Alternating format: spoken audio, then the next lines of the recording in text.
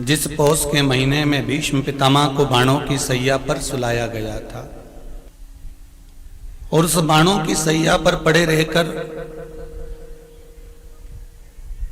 पितामह ने केवल भगवान कृष्ण के चरणारविंद के रसास्वादन का स्मरण किया था।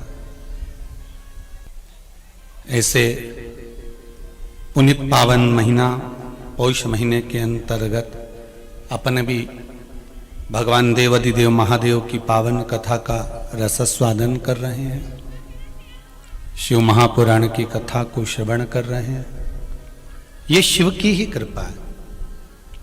शिव जी का एक मुख जो पश्चिम की ओर वर्णन करता है उसको कहते हैं साधो जात।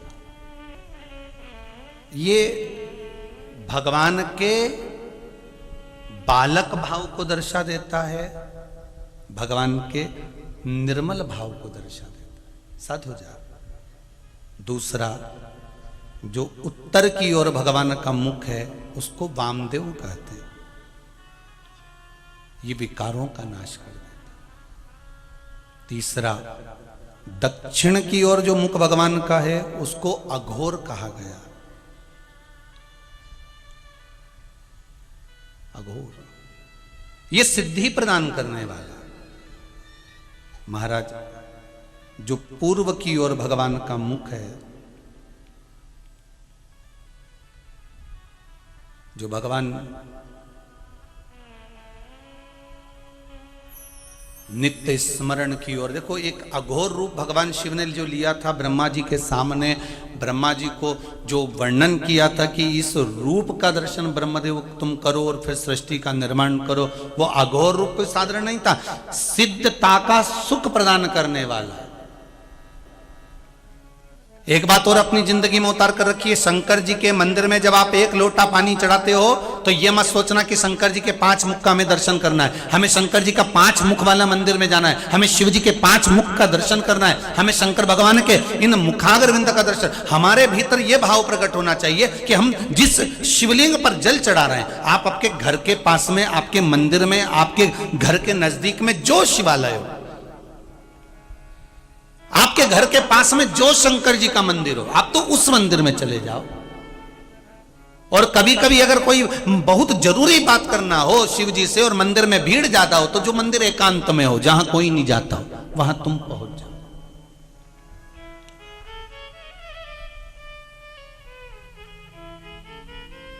उसके लिए भी लिखा है किसी ने, बड़ी बड़ी सुंदर बात लिखी उसमें।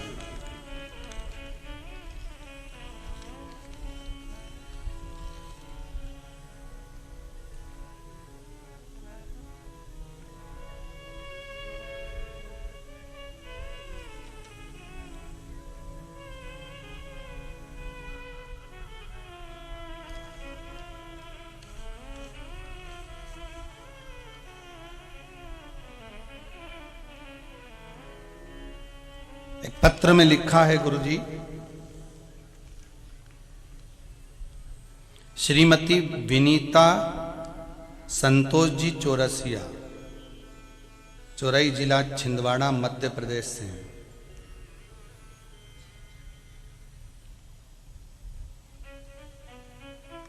कहीं बैठी हैं आप ही हैं? वो एक गाने में एक लाइन है ना, उसको याद कर लिया करो। आ बैठ मेरे पास तुझे देखता रहूं, ना मैं कुछ कहूं ना तुम कुछ कहो। बस उतना अंदाजा लगा लो। हमें मंदिर में गए, बाबा अकेले मिल गए, बस शंकर जी को निहार लिया। अगर हाथ में जल भी नहीं है, बेलपत्र भी नहीं है, फूल भी नहीं है, चावल भी नहीं है, कुछ भी नहीं है, पर निर्मल मन तो है ना। निर्मल मन सो मोहि पावा, मोहि छल छिद्र कपट ना भावा। मन दे दो भगवान, नहीं है कुछ, शिव को दिल दे दीजिए, अपना मन दे दो।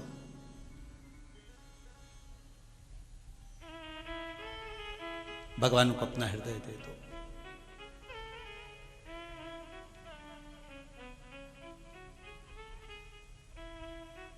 बस वो कहे,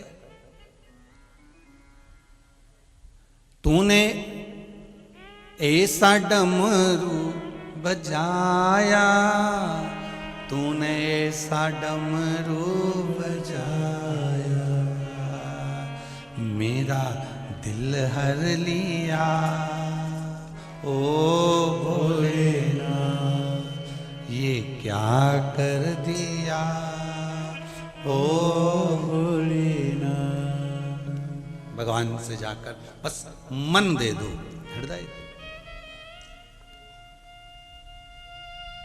कुछ देना है भगवान को तो अपना हृदय, नहीं है कुछ एकांत में हो, आप जा रहे हो गाड़ी से, आप जा रहे हो मोटरसाइकिल से, आप जा रहे हो पैदल, शिव जी का मंदिर दिख गया, अंदर दरवाजा बंद है, मंदिर के अंदर भी नहीं जा सकते, शिखर का दर्शन हो रहा है तो शिखर देख कर भी शंकर के आगे हाथ जोड़कर कह देना बाबा आज आपके शिखर का दर्शन हो गया, शिखर दर्शनम सर्व पाप नाशनम, आज मेरे पाप मिट गए इसलिए मुझे शिखर का दर्शन, आज मेरे कष्ट मिट गए, आज मेरे रोग मिट गए इसलिए मुझे शिखर का दर्शन हुआ।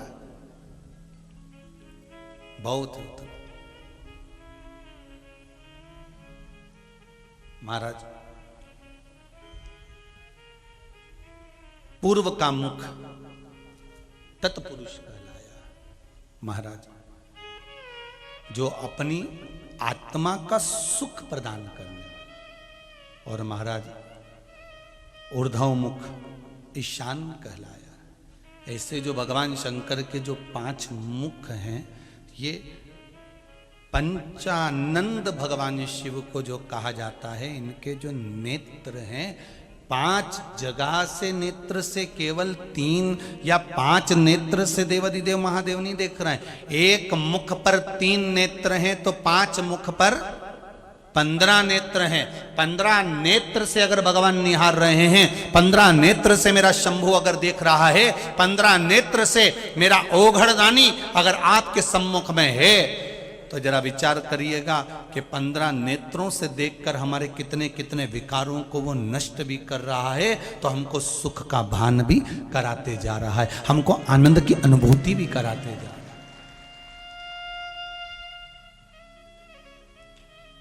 शिव मंदिर में जाओ ना तो भगवान से एक बात और कहा करो, भगवान मेरे भीतर जितने अवगुण है ना वो आप अच्छे से देख लो, मैं कितनी झूठ बोलती हूँ, कितना पाप करती हूँ, कितनी निंदा करती हूँ, कितना कपट, भगवान से कह दो मेरे अवगुण तुम गिन लो।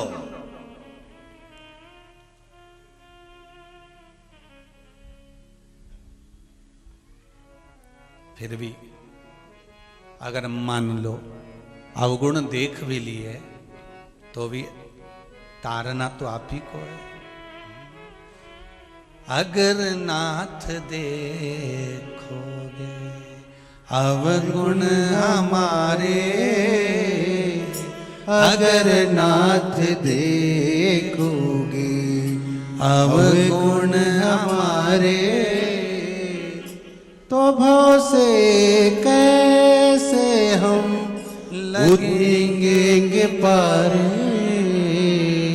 तो भव से कैसे हम उतरेंगे पारे, अगर नाथ देखोगे अवगुण हमारे, अगर नाथ देखोगे अवगुण हमारे, तो भव से कैसे लगेंगे किनारे, तो भव से कैसे लगेंगे किनारे, अगर नाथ देखोगे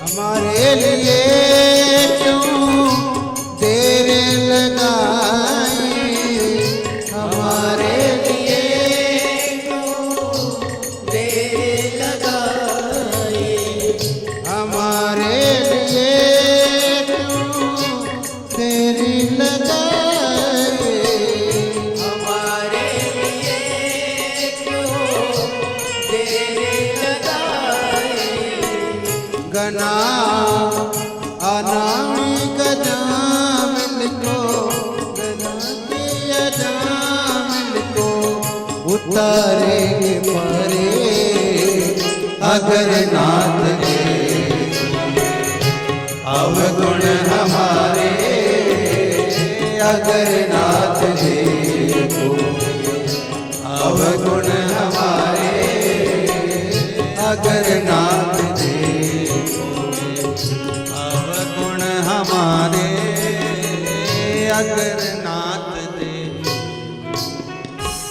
सप्तर्षि, हे कैलाशी, हे अविनाशी। अगर हमारे अवगुण आप देख लीजिए, इसमें बहुत बहुत कुछ भरा हुआ। शंभु, हम तो अवगुणों की खान है, पर दया की खान तो आप ही हो, कृपा की खान तो आप ही हो, करुणा की खान तो आप ही हो। भगवान से कह सकते। देखिए कितने युगों में ब्रह्मा जी ने, हर युग में ब्रह्मा जी को भगवान शंकर ने दर्शन दिया। एक एक युग में आकर एक एक दर्शन को दिया और कहा ब्रह्मदेव सृष्टि की रचना करो। भगवान करें, भगवान ब्रह्मदेव सृष्टि की रचना। जब अघोर रूप भगवान शंकर ने रखा था, तब पूरा शरीर पर काले ही काले रूप का धारण करा, कृष्ण स्वरूप।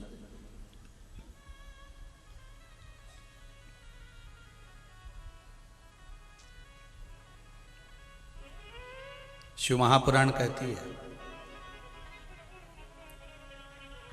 गौर वर्ण का शिवलिंग,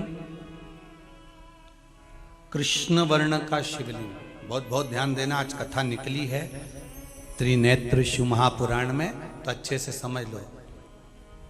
जहां जहां से आए हो आप लोगों ने शंकर जी के शिवलिंग का दर्शन करा आप लोगों के मंदिर में? तो कोई शिवलिंग तो काला पत्थर का, काला पाषाण का होता है। बोलो सही है कि गलत है? जम के बोलो, सही है। और किसी किसी मंदिर में सफेद पाषाण का, सफेद पत्थर का भी शिवलिंग होता है। करें दर्शन आप लोगों ने?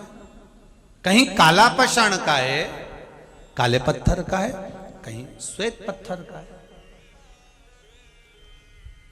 और कहीं कहीं शिवलिंग का दर्शन करते हैं।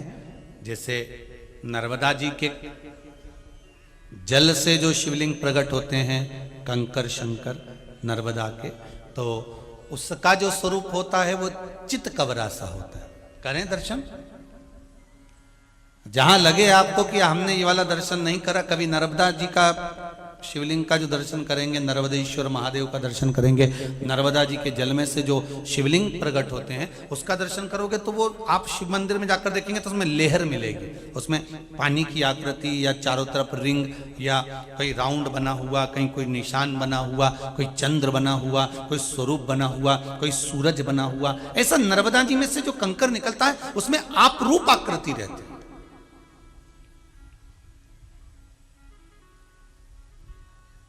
कोई शिवलिंग काले पाषाण का है, आप दर्शन करेंगे तो उसमें प्राप्त होगा। हमारे जितने भी 12 ज्योतिर्लिंग में जाकर आप शंकर जी का दर्शन करेंगे, सारे शिवलिंग का स्वरूप कौन से कलर का है?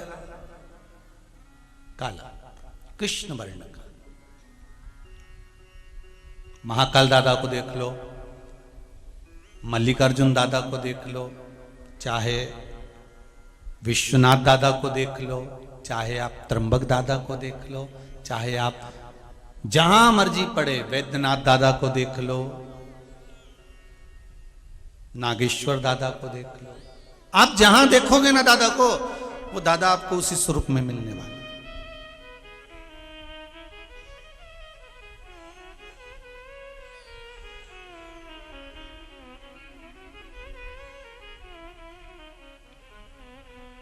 महाराज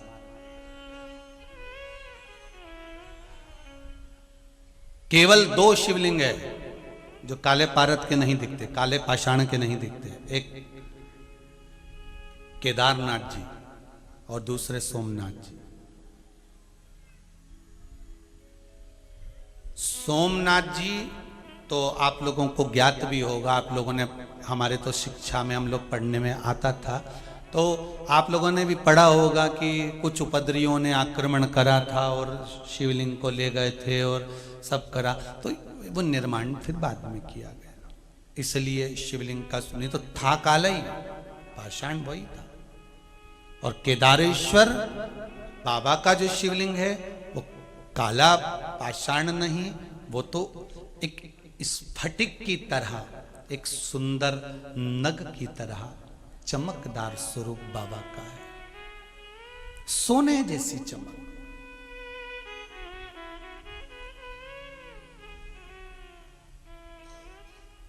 त्रिनेत्र शिव महापुराण की कथा कहती है।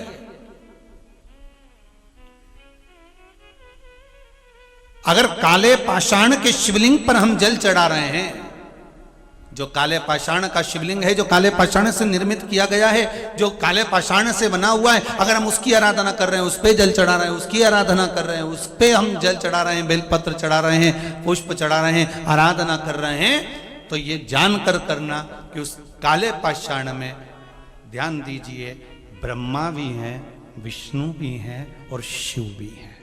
कौन कौन है उसमें? ब्रह्मा, विष्णु और शिव। और उसी काले पाषाण के शिवलिंग के अंतर्गत महाराज ब्रह्मा अपने चारों मुख से, शिव अपने पांचों मुख से और भगवान विष्णु अपने हजारों मुख से वहां पर विराजमान है। उस काले पाषाण के शिवलिंग के अंतर्गत सारे देवता, तीनों देवता अपने अपने मूल स्वरूप में, अपने आनंदित स्वरूप में हजारों मुख कर कर उसके अंतर्गत विराजमान है। और अगर हम कहीं सफेद शिवलिंग का दर्शन कर रहे हैं, मार्बल के शिवलिंग का दर्शन कर रहे हैं, श्वेत पाषाण के शिवलिंग का दर्शन कर रहे हैं, तो त्रिनेत्र शिव महापुराण की कथा कहती है, हम अगर उस शिवलिंग का दर्शन कर रहे हैं तो उसमें दो स्वरूप हैं। एक मेरा औघड़दानी शिव और दूसरा है मेरी माता रानी जगत जननी जगदम्बा मां पार्वती उस स्वरूप में विराजमान। और सफेद पाषाण के शिवलिंग में केवल और केवल शिव और पार्वती ही नहीं, सफेद पाषाण के शिवलिंग में माता पार्वती के जितने जितने अवतार हुए हैं और जिस जिस अवतार में माता पार्वती शिव जी की हुई हैं, वो सारे स्वरूप माता के उस शिवलिंग के अंतर्गत विराजमान रहते हैं। महाराज बड़े ध्यान दीजिएगा। और अब आता है तीसरा शिवलिंग, जिसमें नर्मदा जी के जल से निकला हुआ, जिसमें लहर बनी हुई है, निशान बने हुए हैं, कोई तरंग बनी हुई है, कोई मुखाग्रविंद बना हुआ है, कहीं चंद्र बना हुआ है, कहीं सूर्य बना हुआ है। उस शिवलिंग की आकृति में कुछ ना कुछ कलाकृति बनी हुई।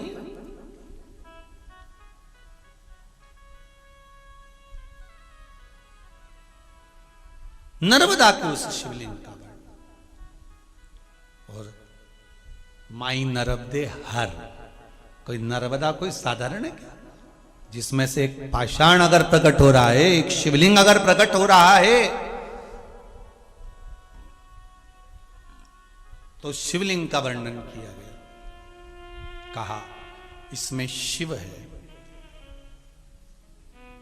इसमें पार्वती है और इसमें भगवान शंकर के 13 की 13 बच्चे विराजमान हैं। ये वो शिवलिंग है नर्मदा का, वो शिव।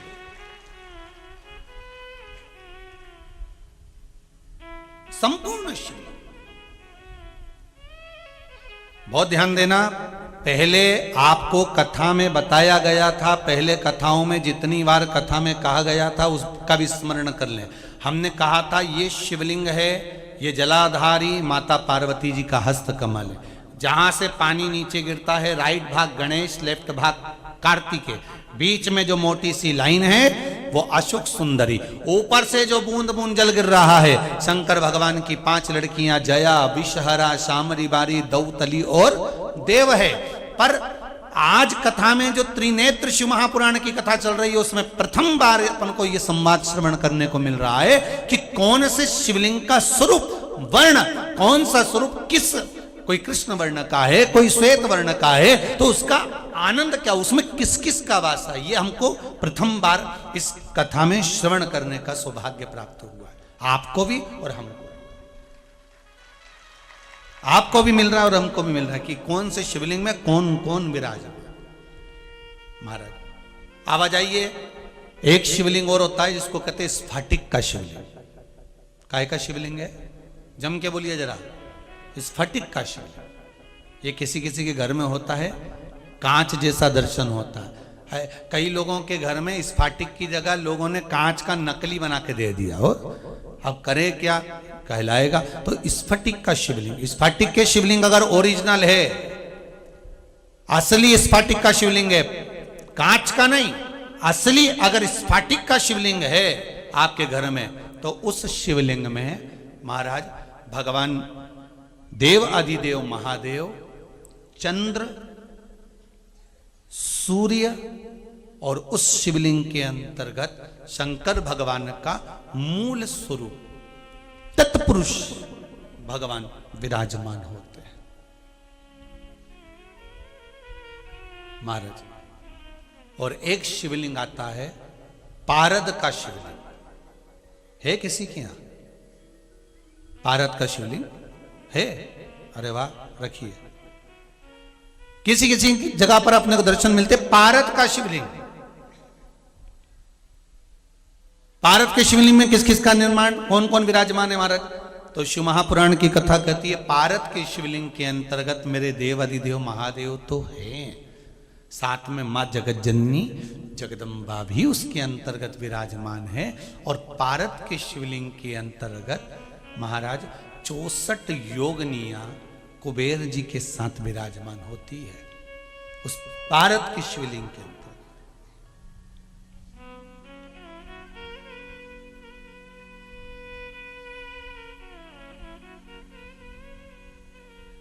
कभी आप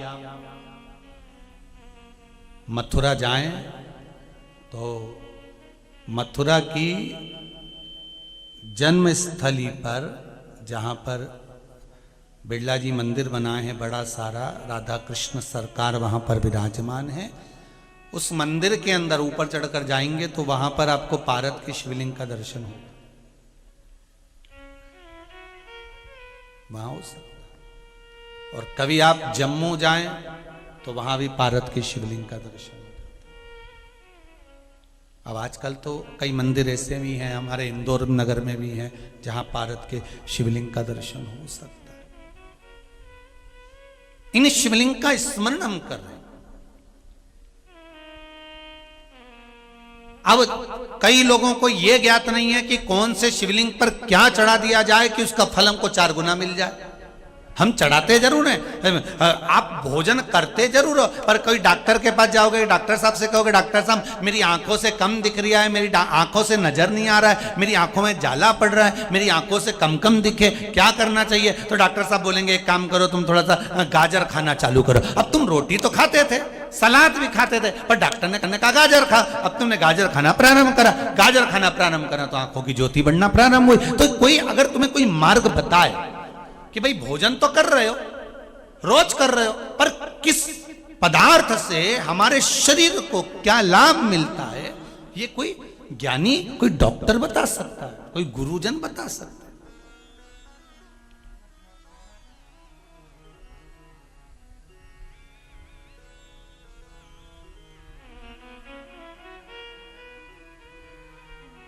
अब कोई आप जाओ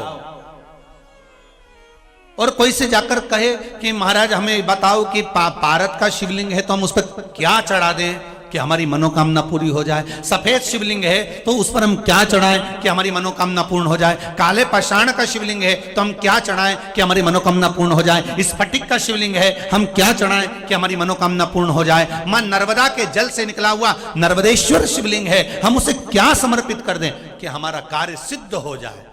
भगवान का एक नाम है अघोर। ब्रह्मा जी को दर्शन दिया, अघोर मतलब सिद्ध नाम, सिद्ध करने वाला, कार्य की सिद्धता देने वाला।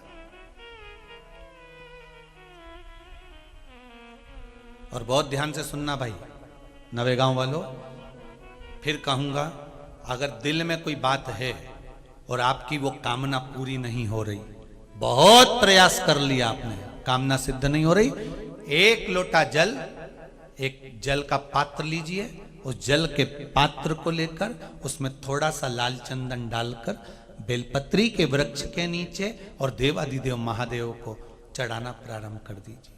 शिव को चढ़ाना थोड़ा सा जल, उसके बाद में एक लोटा जल स्वच्छ फिर शिव जी को चढ़ाओ।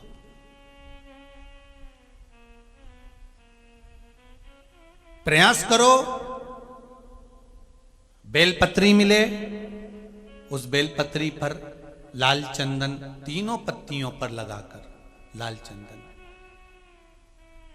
बेलपत्री के वृक्ष के नीचे समर्पित कर कर उसी बेलपत्री के वृक्ष के नीचे का बेलपत्र वापिस लेकर श्री शिवाय नमस्तुभ्यम बोलकर आपकी कामना कहकर भगवान शिव पर अघोरेश्वर महादेव का नाम लेकर आप चढ़ाना प्रारंभ करिए। बाबा आपका कार्य 3 महीने के अंदर पूर्ण कर देगा, सफलता देगा। शिव जी का एक नाम है अघोर।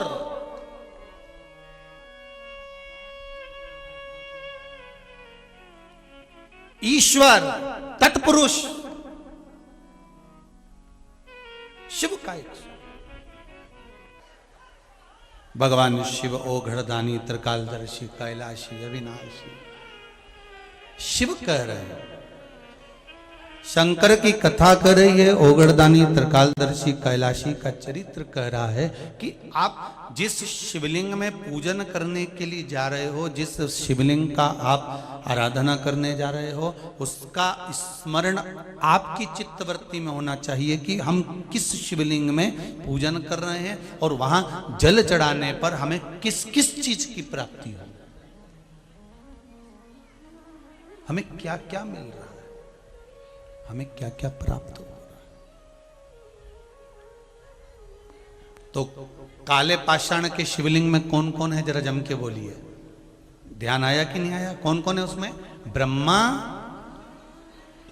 विष्णु और शिव। सफेद पाषाण के शिवलिंग में कौन कौन है?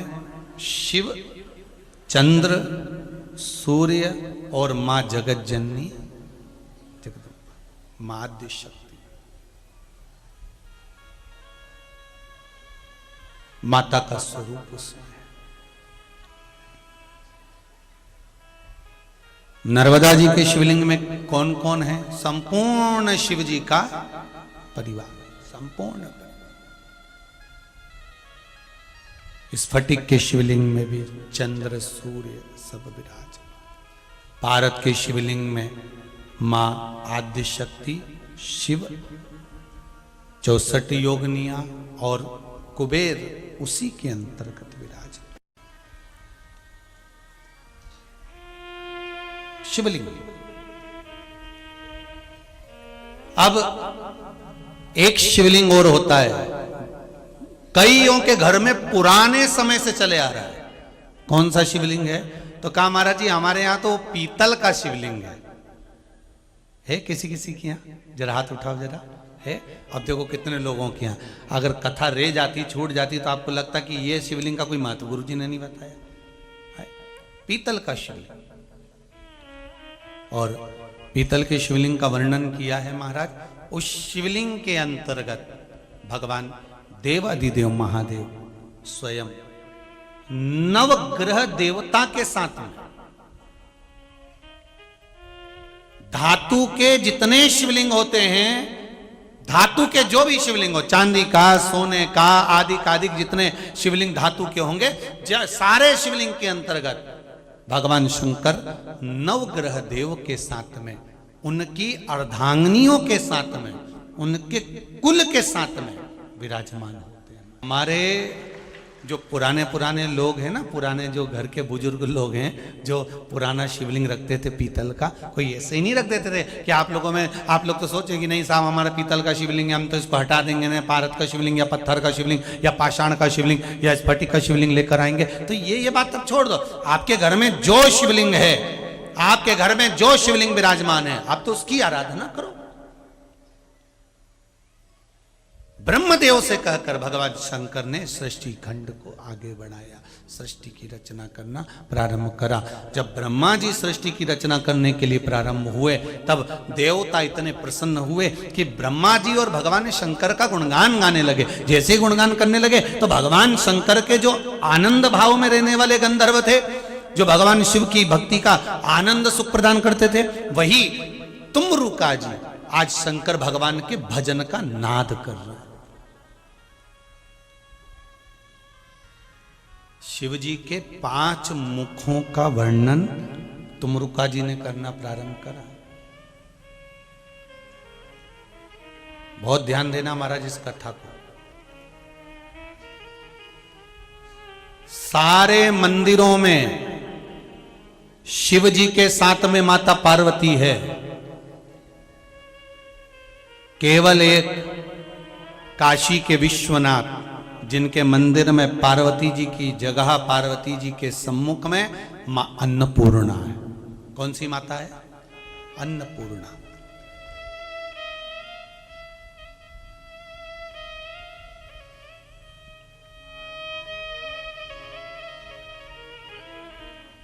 काशी कितने कोस की है? पहले कथाओं में कहा है। काशी कितने कोस की है? जम के बोलो जरा। 5 कोस की। काशी कितने कोस की? 5 कोस की काशी, जहां पर भगवान शंकर अन्नपूर्णा के साथ विराजमान है।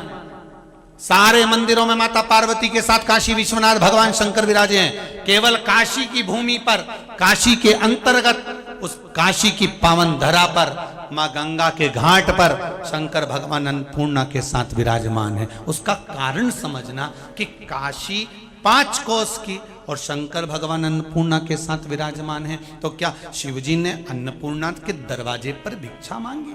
अन्नपूर्णे सदा पूर्णे, हे मां। अन्नपूर्णा जी से भिक्षा मांगी। पर शिव महापुराण की कथा कहती है, अगर अन्नपूर्णा माता ने शंकर भगवान को भिक्षा प्रदान करी है, तो शंकर भगवान ने भी माता अन्नपूर्णा को ज्ञान की भिक्षा प्रदान करी है कि लो, हम तुम्हें ज्ञान की भिक्षा देते हैं। तुम अन्न की भिक्षा दे रही हो, हम तुम्हें ज्ञान की भिक्षा देते हैं। वो कौन सा ज्ञान था जो माता अन्नपूर्णा को शंकर भगवान ने काशी में दिया था? माता अन्नपूर्णा को मेरे देव अधिदेव महादेव जब मां पूर्णा भिक्षा का दान दे रही हैं, तब भगवान शंकर उनको ज्ञान का दान दे रहे हैं। वो कौन सी भिक्षा थी?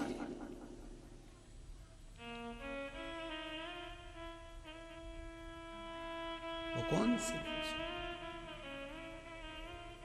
अन्नपूर्णे सदा पूर्णे शंकर प्राणवल्लभे, हे मां, हे मां।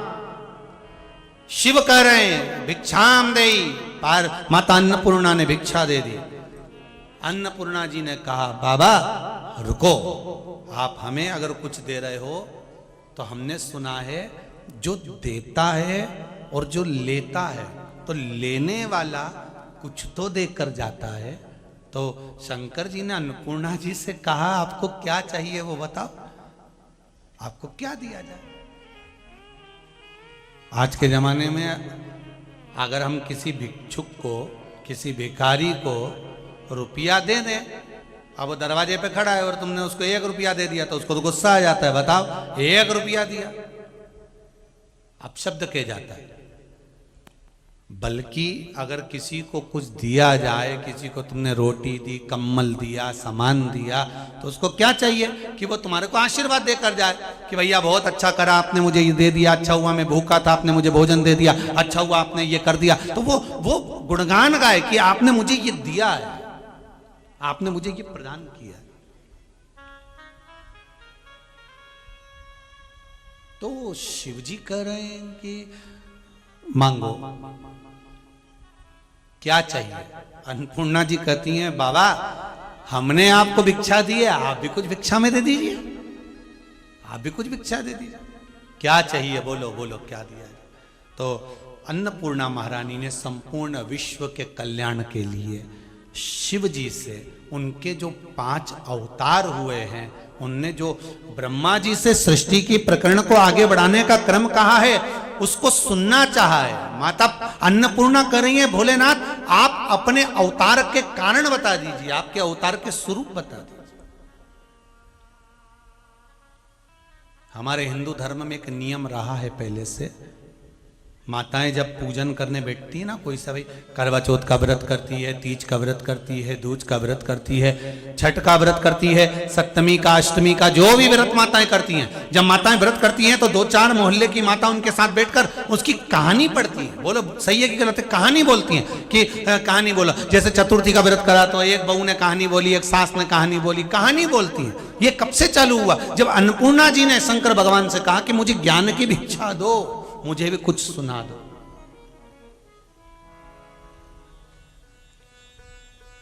मुझे भी कुछ, जैसे पार्वती जी ने शिव जी से कहा था भोलेनाथ सुना दो वही कथा जिसे सुनकर मैं भी अमर हो। हे शंभु,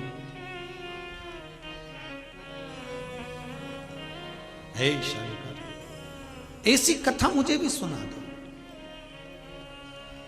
जिस कथा को सुना था मीरा ने, जिस कथा को सुना था मीरा ने, भोलेनाथ सुना दो ऐसी कथा जिसे मैं भी सुन के अमर हो।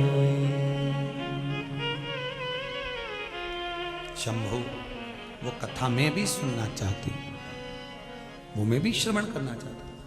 भगवान शंकर अन्नपूर्णा को अपने 5 मुख की कथा कर रहे हैं। शिव जी प्रसन्न हो गए, अन्नपूर्णा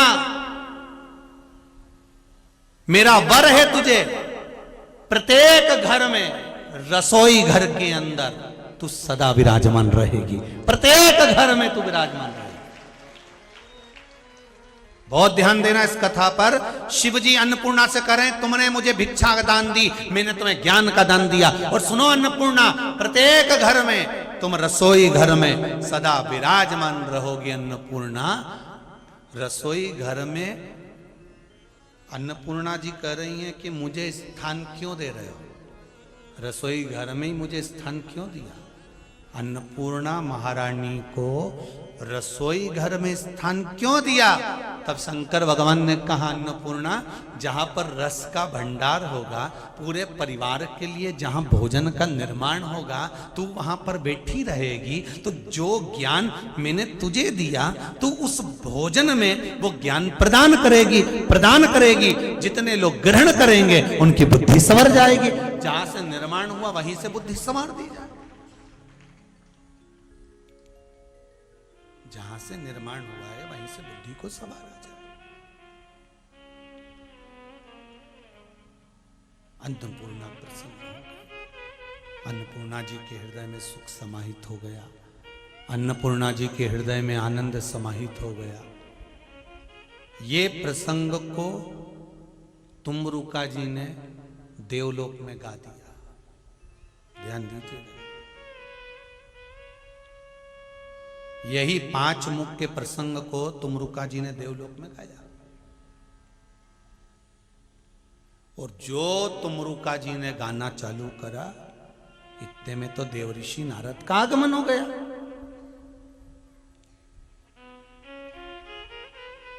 और जितने लोग बैठे थे सब तुमरुका जी की तारीफ कर रहे थे। वाह वाह वाह वाह, क्या बात, वाह वाह वाह, क्या जोरदार, क्या आनंद से। तो आप लोगों ने देखा होगा ना, कहीं भजन संध्या चलती है, कहीं कुछ चलता है, तो चलते चलते चलते चलते कोई ने बहुत अच्छी चीज गा दी तो लोग कहते वाह साहब बहुत बढ़िया। तो देवताओं ने जब तुमरुका जी के मुख से शंकर भगवान का गुणगान सुना, तो देवऋषि नारद वहां आए, श्रीमन नारायण करते हुए। देवऋषि नारद जब वहां पहुंचे, तुमरुका जी तो शंकर जी का गुणगान गा रहे थे, शिव जी का गुणगान गा रहे थे। और देवऋषि नारद को देखा नहीं, परखा नहीं, जिसने भी देखा बस तुमरुका जी को देखा। और तुमरुका जी को देखकर सबने उनका वर्णन किया, वाह क्या जोरदार गाया। सरस्वती मैया बोली वाह तुमरुका जी क्या जोरदार। लक्ष्मी जी बोली क्या तुमरुका जी क्या जोरदार। ब्रह्मा जी बोले वाह वाह तुमरुका जी। भगवान विष्णु बोले वाह वाह तुमरुका जी। अब देवऋषि नारद के परम मित्र हैं तुमरुका जी, परम मित्र हैं तुमरुका। पर देवऋषि नारद को भी हृदय में थोड़ी सी क्या हो गई, बोलो तो। जैसे थोड़ी थोड़ी जलन छिंदवाड़ा वालों को भी हो रही होगी नवे गांव वालों से। थोड़ी थोड़ी जलन तो हो रही होगी कि नवे गांव में शिव महापुराण की कथा हुई और हमारे छिंदवाड़ा में नहीं हुई, तो थोड़ा बहुत तो लगे। और कई लोगों को लगेगा कि भाई आखिर क्यों। तो ये थोड़ी सी जो जलन है ना, वो देवऋषि नारद के हृदय में आ गई थी। और नारद जी के हृदय में क्या जलन भाव आई, नारद जी के हृदय में आ गया, ओ बताओ, यहाँ तो सब तुमरुका जी तुमरुका जी तुमरुका जी कर रहे। अब देखो, नारद जी भी भजन गाने वाले, तुमरुका जी भी भजन गाने वाले, नारद जी भी गायन करने वाले, तुमरुका जी भी गायन करने वाले, नारद जी भी स्वर सम्राट और तुमरुका जी भी स्वर सम्राट। अब दिक्कत क्या हो गई कि इनका यश क्यों फैल गया, तो नारद जी का हृदय जल गया। और शिव महापुराण की कथा कहती है जो शंकर का गुणगान गाता है उसका यश तो पूरे विश्व में फैल जाता है। तुम शिव का गुणगान करो, शिव का। शंकर राम को भी प्रिय है, शंकर कृष्ण को भी प्रिय है, शिव सबको प्रिय। जैसे भागवत जी में भगवान कृष्ण ने कहा है रुक्मणी जी से, रुक्मणी जी तू श्रृंगार कर कर जगदम्बा के मंदिर पर पहुंच जा, मैं तुझे लेने के लिए पहुंच जाऊंगा। उसी तरह भगवान कहते हैं कि तुम एक बार मेरे दरवाजे तक पहुंच जाओ, इसके बाद फर्ज मेरा है कि मैं तेरे दरवाजे पर खड़ा मिल जाऊंगा। ये मेरा फर्ज है, तुम एक बार आओ तो सही, तुम एक बार मेरे दरवाजे तक पहुंचो तो, तुम एक बार मेरी चौखट तक आओ तो, तुम एक बार मेरे दरवाजे तक आने का प्रयास तो करो। जब तुम्हारी चित्तवृत्ति में, तुम्हारे मन में, तुम्हारे भावों में ये बात प्रकट हो जाती है कि आपको भगवान के दरवाजे पर जाना है, तो भगवान कैसे भी मार्ग को सुलभ बनाता चले जाता है, मार्ग क्लियर करते चले जाता है।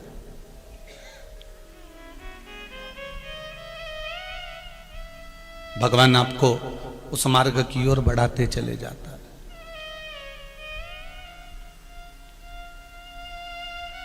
महाराज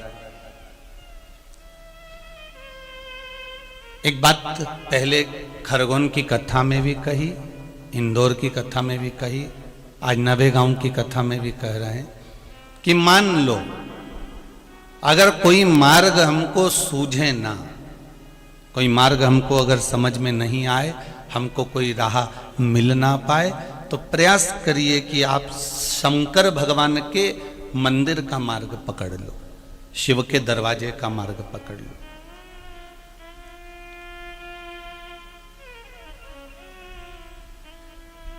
जब कोई मार्ग हमें दिख ही नहीं रहा हो, जब हमें कोई मार्ग समझ में ही नहीं आ रहा हो, हमें कोई मार्ग सूझ ही ना रहा हो, तब भगवान के दरवाजे का मार्ग पकड़ लो। भगवान के दरवाजे की चौखट का मार्ग हम पकड़ लें। जब हम भगवान के दरवाजे का मार्ग पकड़ेंगे तो हो सकता है कि भगवान के सम्मुख में जब हम पहुंचेंगे तो हमें जो मार्ग नहीं मिल रहा है, हो सकता है देव अधिदेव महादेव हमारे लिए दूसरे मार्ग भी खोल दे और हम उस पथ तक पहुंच जाए, हम उस मार्ग तक पहुंच जाए।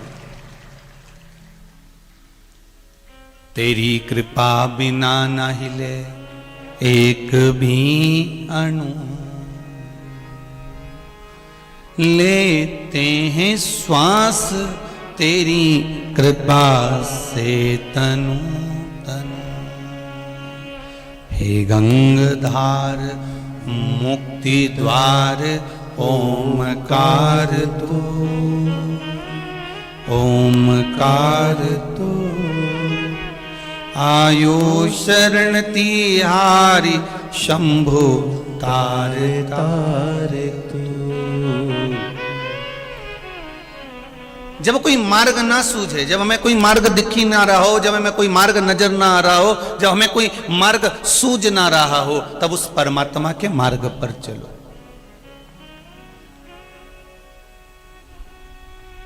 तब उस भगवान के मार्ग पर चलो।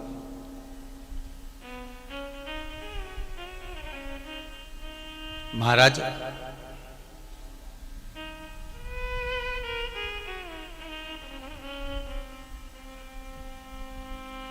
दुनिया के लोग आपके मार्ग को भटकाने का कार्य कर सकते हैं।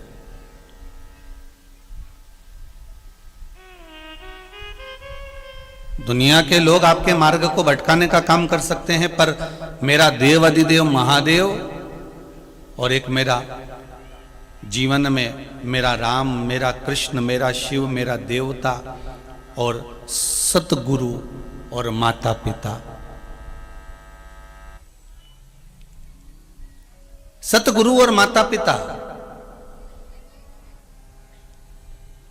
और मेरा देव अधिदेव महादेव कभी आपके मार्ग को नहीं भटकाएगा, वो कभी नहीं भटका सकता।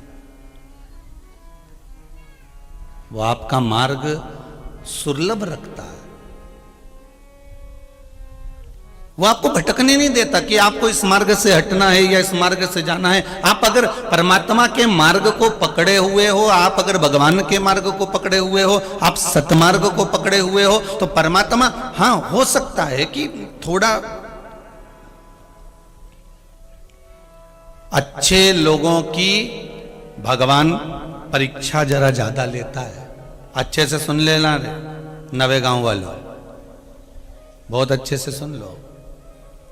अच्छे लोगों की परीक्षा भगवान थोड़ी ज्यादा लेता है, पर परीक्षा ज्यादा लेता है, पर साथ पूरा पूरा देता है, ये पक्का है।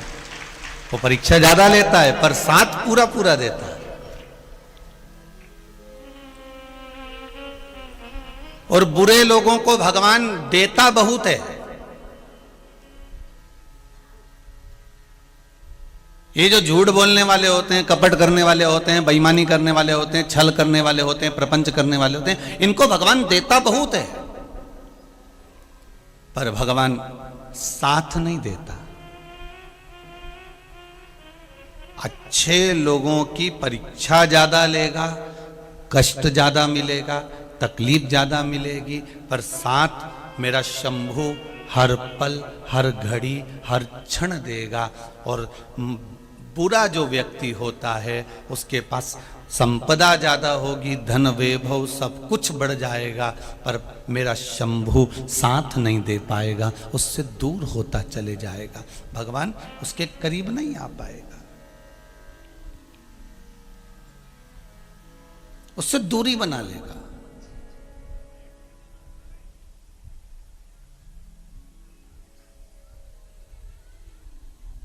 और फिर वो प्रयास भी करेगा कि मुझे भगवान मिल जाए, तो भगवान कहता है मैं मिलने को तैयार बैठा हूं, मना नहीं है, पर तू छल तो छोड़, तू कपट और बेईमानी से जरा परे तो हो, दूर तो हो, मैं तो मिल जाऊंगा। महाराज, राम राम रटते रहो जब तक घट में प्राण, कबहू तो दीन दयाल के भनक पड़ेगी कान। कभी तो सुनेगा वो, आप तो उसका स्मरण करते रहो, आप उसकी भक्ति में डूबे रहिए। शंभु शरणे पड़ी, मांगू घड़ी रे घड़ी, दुख काटो दया करी ने दर्शन आपो। हे भोलेनाथ, इतनी कृपा करो, हमें सतमार्ग बताइए, हमें ऐसा मार्ग बता दीजिए जिस मार्ग पर हमें परमात्मा मिल जाए। धन दौलत संपदा सत्ता ये तो परमात्मा के पीछे की बात है।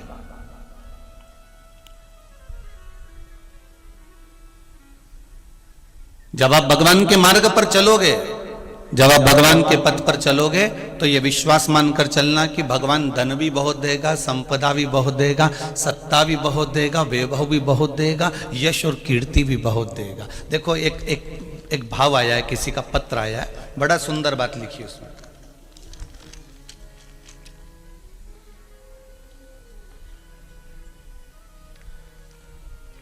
रमेश चाटे पंडित जी, महाराष्ट्रियन, वार्ड क्रमांक 10, जुन्नार देव से आप आए हैं। कहाँ बैठे हैं, जरा हाथ उठाएंगे? आप ही हैं? एक बार दोनों हाथ ऐसा कर दीजिए।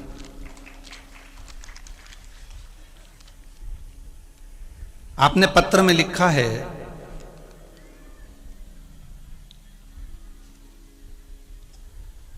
बहुत सारी चीजें लिखी हैं, बाबा ने बहुत दिया है, बड़ी कृपा हुई। जरा माइक दीजिएगा, ये तो पास में बैठे हैं, इनको माइक दे सकते हो।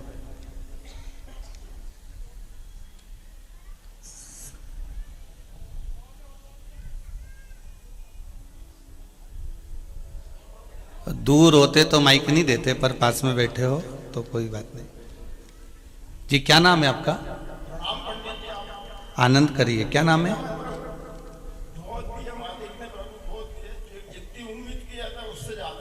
दे दिया बाबा ने। आपने पत्र में लिखा है गुरुदेव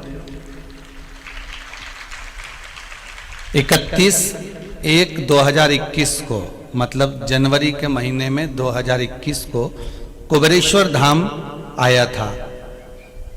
आपने जैसा पशुपति व्रत का वर्णन करा था, पार्थिव शिवलिंग का वर्णन करा था, 2 चावल वाला उपाय बताया था, आंकड़े की जड़ का प्रयोग बताया था, वो सब किया है। बाबा की कृपा से गुरुजी, मेरी बहू को 8 वर्ष से बच्चे नहीं थे, पर बाबा की ऐसी कृपा हुई है कि सुंदर पुत्र की प्राप्ति बाबा ने मुझे, मेरी बहू को करा दी है। और भी आपने लिखा है, डॉक्टर साहब ने कहा था कि ऑपरेशन से बच्चा होगा, पर भगवान की कृपा रही, गुड़ वाला प्रयोग करा तो नॉर्मल डिलीवरी हुई। सही है जी। फिर आपने लिखा है,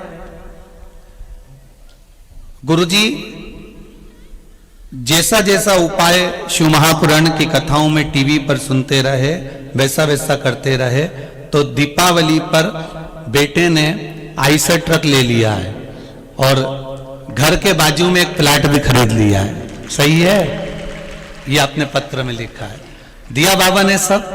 बहुत बहुत धन्यवाद। बैठिए, विराजिए, विराजिए। श्री शिवाय, माइक पे बोल दो जरा एक बार। श्री शिवाय नमस्तुभ्यम। बैठ जाइए। हर हर महादेव। भगवान शिव की कृपा हो। विश्वास लेकर आप जिस भाव से भगवान को रिझा रहे हो, विश्वास लेकर आप जिस भाव से भगवान शंकर का भजन कर रहे हो, विश्वास रखकर आप जिस भाव से परमात्मा की भक्ति में डूबे हुए हो, विश्वास रखकर आप जो परमात्मा से कहते हो, परमात्मा वो सुनता है। डीले थोड़ा सा कम कर दो। परमात्मा वो सुनता है।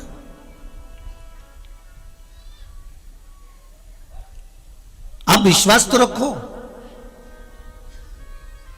हम जब तक भगवान पर भरोसा नहीं रखते, हम जब तक भगवान पर विश्वास नहीं रखते, हम जब तक भगवान पर पूर्ण भरोसा नहीं कर पाते, तब तक भगवान भी हमारा नहीं हो पाता, हमारा नहीं होगा। लोग मार्ग को भटकाएंगे, लोग आपके मार्ग को भटकाने का प्रयास करेंगे, पर यदि आपका विश्वास मेरे राम पर, आपका विश्वास मेरे कृष्ण पर, आपका विश्वास मेरे शंकर पर, आपका विश्वास मेरे हनुमान पर, आपका विश्वास मेरे परमात्मा पर है, तो चाहे दुनिया के लोग कितना भी मार्ग भटका लें, आपका मार्ग सुलभ होते चले जाएगा, आप भगवान के पथ पर बढ़ते चले जाओगे। कोई कितना ही भटका है, वो कितना भी भटकाने का प्रयास करे, पर आप उस मंजिल तक पहुंचोगे। और भगवान से कहते रहना, हे भोलेनाथ, हे शंभु, हे त्रिकालदर्शी, हे कैलाशी।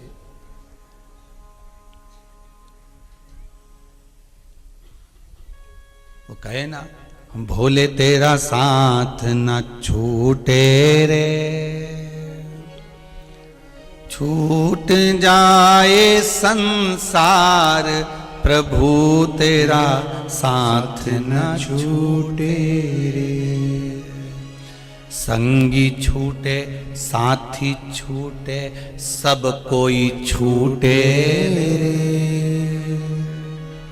छूट जाए परिवार, प्रभु तेरा द्वार न छूटे।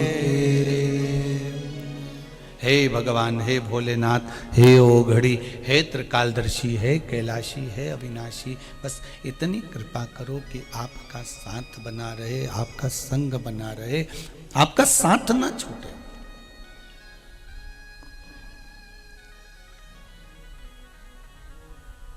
मेरा भजन पूजन स्मरण ये छूटना नहीं चाहिए। फिर कहूंगा एक लोटा पानी अगर आप शंकर जी को चढ़ा रहे हो, एक जल का पात्र ले जाकर शिव जी को जल चढ़ा रहे हो, एक लोटा जल ले जाकर शंकर भगवान को समर्पित कर रहे हो, एक बेलपत्र अगर आप शिव जी को चढ़ा रहे हो, एक चावल का दाना भी अगर आप शंकर को समर्पित कर रहे हो, एक पुष्प भी अगर आप शंकर को समर्पित कर रहे हो, तो यह विश्वास मानकर रखना कि इसका फल भगवान कब देगा यह आपको मालूम नहीं पड़ेगा, कब आकर खड़ा हो जाएगा यह आपको ज्ञात नहीं हो पाएगा। वो सम्मुख में आकर खड़ा हो जाएगा और कब दे देगा आपको मालूम नहीं पड़ पाएगा। शिव कब दे देगा, शंकर कब दे देगा आपको।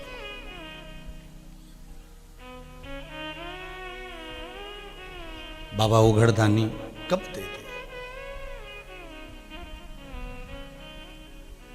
33 कोटि देवता में केवल एक देव अधिदेव महादेव एक ऐसे हैं महाराज जिनके पास में 3 चीजें ऐसी हैं जिसको लोग छुपाएं तो भी वो छुपती नहीं है।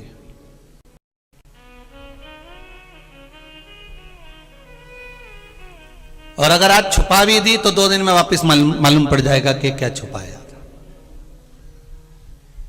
देव अधिदेव महादेव के पास में 3 चीजें ऐसी हैं जो दुनिया के लोग कितना भी छुपा ले, संसार के लोग कितना भी छुपाने का प्रयास करें, परंतु वो छुपती नहीं है। पहले नंबर पर सूरज, दूसरे नंबर पर चंद्र और तीसरे नंबर पर सत्य। क्या क्या चीज है जरा जम के बोलिए। पहला सूरज, दूसरा चांद और तीसरा सत्य। ये 3 चीजें दुनिया के लोग कितना भी छुपाने का प्रयास करें पर वो छुपती नहीं है।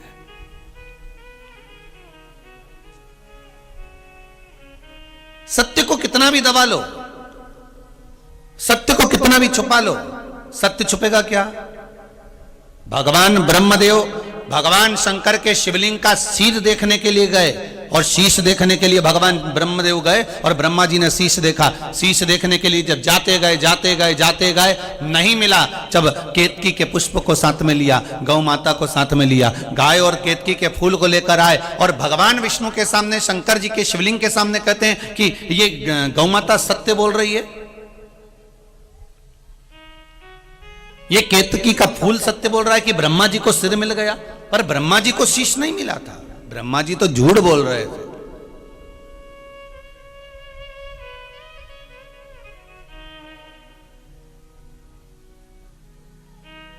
सत्य छुपता नहीं है। सत्य को छुपाने का कितना भी प्रयास करो, सत्य को छुपाने के लिए आप कितना भी दबाव डाल लो, आज अगर सत्य छुप भी गया, आज आपने सत्य को दबा भी दिया तो वो सत्य उजागर होगा। आज नहीं तो कल होगा, कल नहीं तो परसों होगा, पर सत्य सामने आएगा ही। सत्य छुपता नहीं है।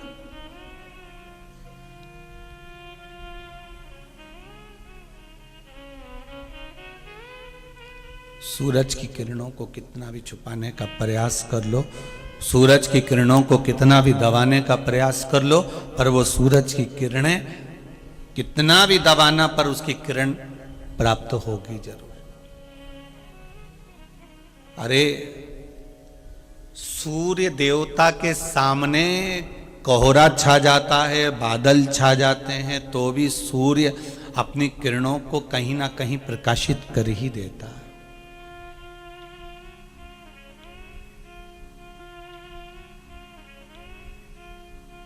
चंद्र अपनी शीतलता कहीं ना कहीं प्रदान कर ही देता है। आप रखो उसको छुपा कर तो भी वो छुपेगा नहीं। केतकी का फूल झूठ बोल दिया कि भगवान ब्रह्मदेव को भगवान शंकर का सिर मिल गया। शंकर भगवान ने श्राप दे दिया, रे केतकी के पुष्प तूने मेरे सामने झूठ बोला है, मैं तुझे श्राप देता हूं कि सारे देवताओं पर तू चढ़ेगा पर शंकर पर कभी नहीं चढ़ेगा। अगर केतकी का फूल भूल से भी शंकर भगवान पर चढ़ जाएगा तो 1000 गौ हत्या के बराबर दोष लग जाएगा। यह केतकी के फूल को श्राप था।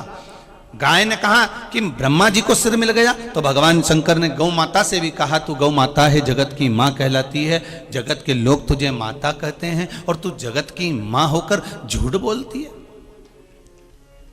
माता होकर तू झूठ बोल रही।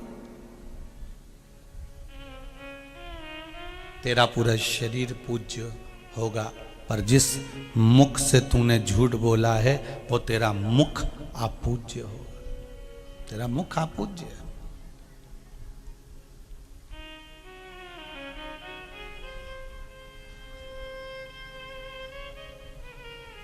कितना सुंदर भाव कहा गया है महाराज जी। कोई दिन भर झूठ बोले ना, जरा जरा सी बात में अगर कोई झूठ बोल रहा हो, जरा जरा सी बात में छल कर रहा हो, जरा जरा सी बात में झूठ और प्रपंच कर रहा हो, तो शिव महापुराण की कथा ये कहती है कि अगर उसका मुख देख लो तो वापिस घर के अंदर जाओ, गंगा जल छीट के फिर वापिस जाओ। झूठ बोलने वाले का तो इतना इतना वर्णन करा। आज झूठ तुम बोल रही हो गौ माता, फिर भी गाय ने झूठ बोला तो शंकर भगवान ने कहा ठीक है अब बोल ली, फिर भी माँ तो माँ ही कहलाएगी, माता तो माता ही है।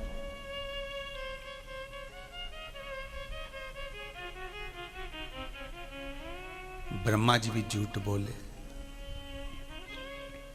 और जब ब्रह्मदेव झूठ बोले तब भगवान शंकर ने अपने पैर का अंगूठे का नख तोड़ा, फेंका, काल भैरव को प्रकट करा। काल भैरव ने अपनी चीटी उंगली का नख तोड़कर फिर ब्रह्मा जी का सिर काटा, तो ब्रह्मदेव का जो सिर कटा वो बट का वृक्ष हो गया, बड़ का पेड़ बन गया।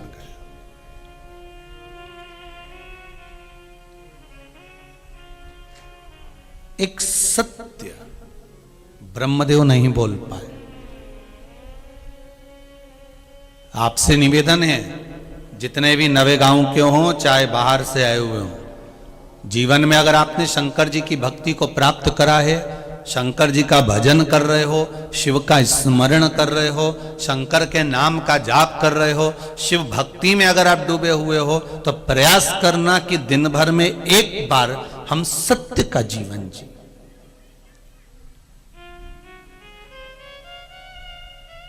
हमारी वाणी से, हमारे श्रवण से, हमारी इंद्रियों से, हमारे नयन से हम सत्य देखें, हमें झूठ नहीं देख रहा है।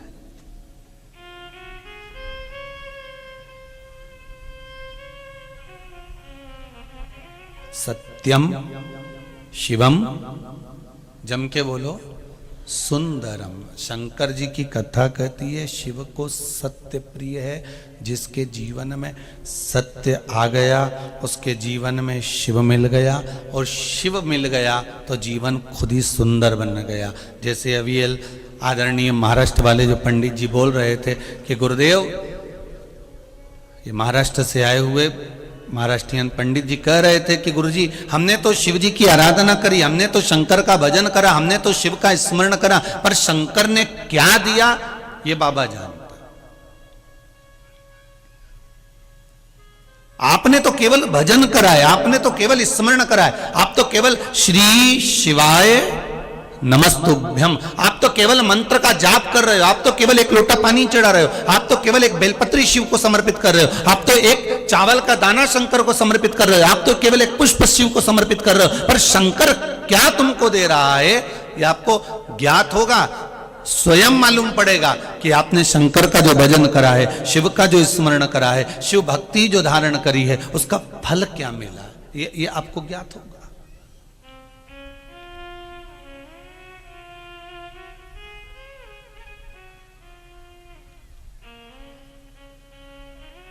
महाराज इसलिए बार बार कहते हैं आपसे कि प्रयास ये करा करो, सुबह हो, शाम हो, दिन हो, रात हो, भगवान की भक्ति थोड़ी थोड़ी कर लिया करो। महाराज भगवान की वो कहते हैं ना, ऐसी सुबह ना आए ना ऐसी शाम, ऐसी सुबह ना आए ना ऐसी शाम, जिस दिन जुबा पे मेरी, जिस दिन जुबा पे मेरी आए ना शिव का नाम, ऐसी सुबह ना आए न ऐसी शाम, ऐसी सुबह न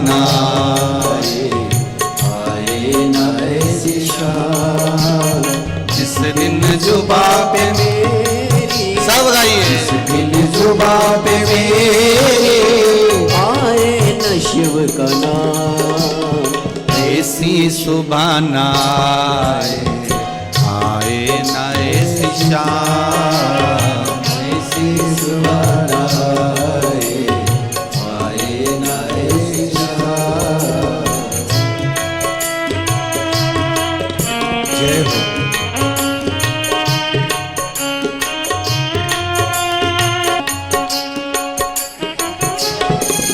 मन मंदिर में वास है तेरा, तेरी छवि बसाई। मन मंदिर में वास है तेरा, तेरी छवि बसाई। प्यासी आत्मा बन के जोगन तेरी शरण में आई। प्यासी आत्मा बन के जोगन तेरी शरण में आई। तेरी शरण में पाया मैंने कहने या विश्राम, ऐसी सुबह न आए न ऐसी शाम, ऐसी सुबह न आए न ऐसी शाम।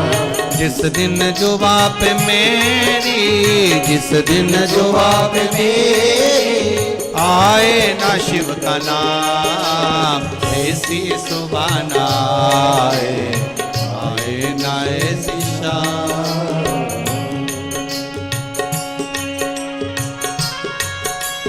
जय हो। मेरे बीते तेरी खोज में ना जाने कितने युग मेरे बीते। अंत काम को मत हारे थे बोले तुम जीते। अंत में काम को मत हारे थे बोले तुम जीते। मुक्त किया तूने प्रभु मुझको लाख लाख प्रणाम। ऐसी सुबह न आए न ऐसी शाम, ऐसी सुबह न आए न ऐसी शाम। जिस दिन जुबां पे जिस दिन जुबां पे मेरी आए न शिव का नाम, ऐसी सुबह न आए न ऐसी शाम। ऐसी सुबह न आए न ऐसी शाम, ऐसी सुबह न आए न ऐसी शाम। जिस दिन जुबां पे मेरी, जिस दिन जुबां पे मेरी, जिस दिन जुबां पे मेरी जिस दिन जुबां पे मेरी आए ना शिव का नाम, ऐसी सुबह न आए आए ना ऐसी शाम, ऐसी सुबह न आए न ऐसी शाम। ओम नमः शिवाय, ओम नमः शिवाय, ओम नमः शिवाय, ओम नमः शिवाय, ओम नमः शिवाय, ओम नमः शिवाय, ओम नमः शिवाय, ओम नमः शिवाय, ओम नमः शिवाय, ओम नमः शिवाय, ओम नमः शिवाय, ओम नमः शिवाय, ओम नमः शिवाय, ओम नमः शिवाय, ओम नमः शिवाय, ओम नमः शिवाय, ओम नमः शिवाय, ओम नमः शिवाय, ओम नमः शिवाय, ओम नमः शिवाय।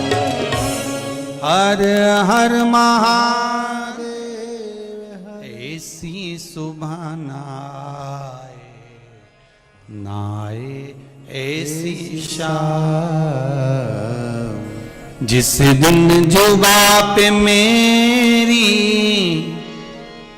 आप भी कहेंगे जिस दिन जुबां पे मेरी आए ना शिव का नाम, ऐसी सुमान नाए। हे भोलेनाथ, हे त्रिकालदर्शी, कैलाशी, अविनाशी, हे शिव, हे करुणा सागर, हे करुणा करने वाले, हे शंकर, हे दयालु, ऐसी कृपा करो कि हमारे मुख से आपका भजन होता रहे, सत्य निकले।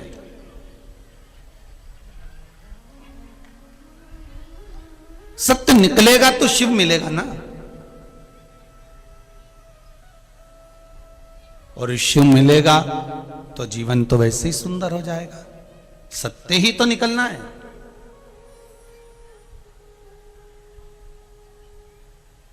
ब्रह्मदेव सृष्टि का निर्माण कर रहे हैं। देखिए, त्रिनेत्र शिव महापुराण की कथा चल रही है।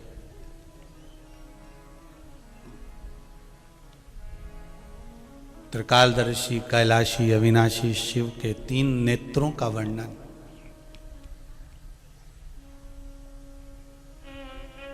ब्रह्मा जी सृष्टि का निर्माण कर रहे हैं।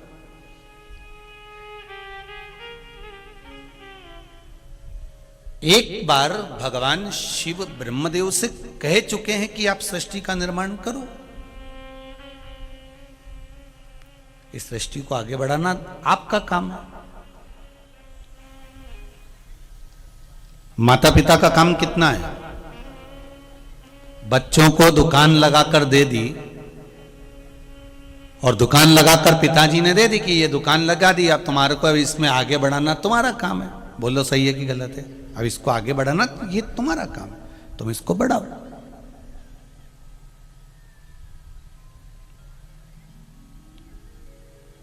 अब बेटा सोचे कि मेरे पिताजी ने जो दुकान लगाई है मैं इसको नहीं करूंगा, मैं तो दूसरी कोई अच्छी दुकान डालूंगा। अब पिताजी ने मेहनत कर कर इतनी दुकान लगा कर दी, और बेटा कहे कि मेरे को ये करना ही नहीं है, तो क्यों नहीं करना? पिताजी ने पूछा कि आखिर बात क्या है कि तुम इस दुकान को क्यों नहीं करना चाहते, इस दुकान क्यों नहीं लगाना चाहते हो, क्या कारण क्या है? तो बेटा कहता, मेरे दोस्त कहते हैं इससे अच्छा तू तो इतना विद्वान है, तू तो इतना ज्ञानवान है, तू तो ये इतनी पढ़ाई करा है, तू तो ये इंजीनियर बनकर आ गया, तू तो ये कर कर आ गया, तूने तो सीए कर लिया, तूने ये कर लिया, तूने इतनी पढ़ाई कर ली, और पढ़ाई करने के बाद दुकान खोल के बैठा, तो कहां की मूर्खता है? तो ये मेरे दोस्त कहते हैं।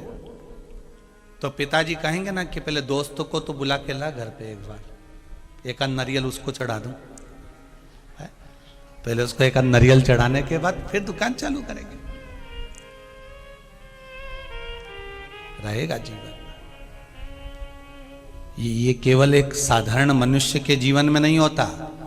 जितने आस्था चैनल पर कथा सुन रहे हो, जितने फेसबुक यूट्यूब पर कथा सुन रहे हो, और जितने नवे गांव में आकर कथा सुन रहे हो, बड़े ध्यान से सुनना। एक मकड़ी खिड़की के पास में जाला बना रही थी।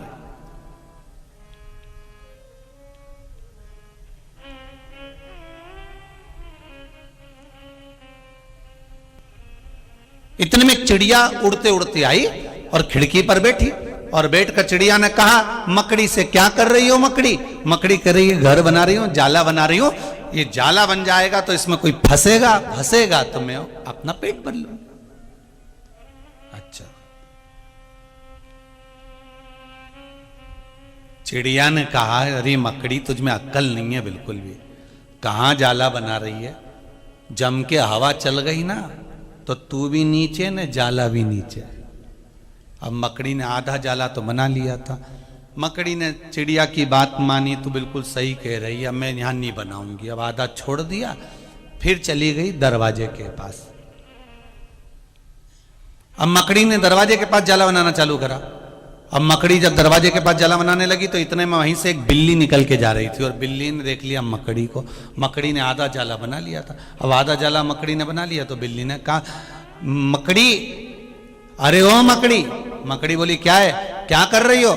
जाला बना रही हूं, देख नहीं रही आधा बन गया है, थोड़ा सा बचा है। इतने में बिल्ली ने कहा, तू भी कहां जाला बनाने बैठी? वहां दरवाजे के पास।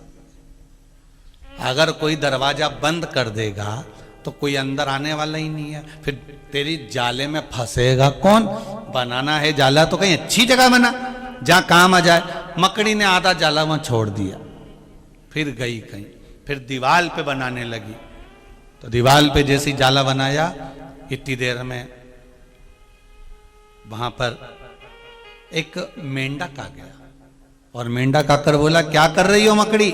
मकड़ी बोली, जाला बना रही हूं। अच्छा, तो यहां जाला बनाने से कौन सा फायदा दीवार के ऊपर? यहां कौन आके चिपकेगा तेरे पास में और तेरा पेट भराएगा? अगर जाला बनाना तो कहीं अच्छी जगह बना जहां काम आ जाए। अब मकड़ी ने दीवार को भी आधा बना के छोड़ दिया। अब मकड़ी गई तो अलमारी के अंदर बैठ के जाला बनाने लगी।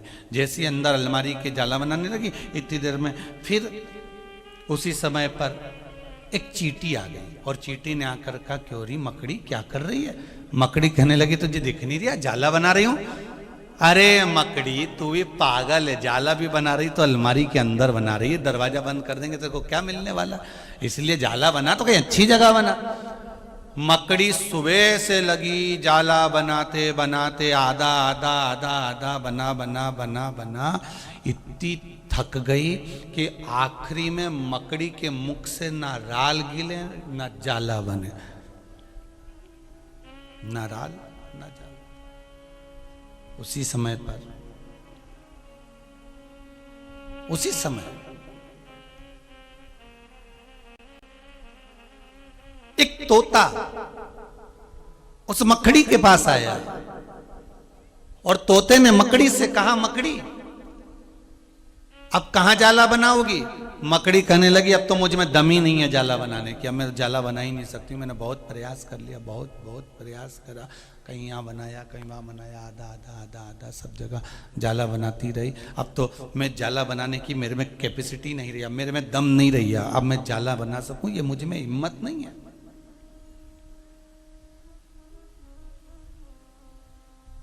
इतने में तोते ने कहा, मिट्ठू बोला, तोता बोला, अरे मकड़ी, तो जहां पहली बार जाला बना रही थी ना, वहीं पर अच्छे से बना लेती दमदारी से, तो तुझे 10 जगह जाला बनाने की जरूरत नहीं पड़ती। उस जाले में अगर तू बनाती और विश्वास रखकर बनाती तो तेरे जाले में तो भोजन भगवान भेज देता, पर तूने अपने पर विश्वास नहीं रखा, अपने पर भरोसा नहीं रखा, और अपना विश्वास अपना भरोसा तू नहीं रखी, और विश्वास भरोसा ना रखकर तूने 10 जगह पर जाला बनाया और एक जगह भी वो काम नहीं आया। आखिरी में तू थक गई, आखिरी में तेरे में बल नहीं रहा, आखिरी में तेरे में हिम्मत नहीं रही, आखिरी में तेरे में दम नहीं रह पाया, फिर तू जाला नहीं बना पाई। तेरी जो अंदर की सामर्थ्यता थी वो समाप्त हो गई। बहुत ध्यान से सुनना भाई, जितने लोग आस्था पर सुन रहे हो, जितने लोग नवे गांव में सुन रहे हो, फेसबुक यूट्यूब पर सुन रहे हो, बहुत ध्यान से सुनना। जब आप कोई काम करने के लिए आगे बढ़ोगे तो तुम्हें अकल देने वाले ढेर सारे खड़े हो जाएंगे। इससे क्या होता है, काम करो तो थोड़ा अच्छा वाला कर लो, ये कोई काम है? नहीं, मैं प्लास्टिक की सामान की दुकान खोलूंगा, ये कोई दुकान है?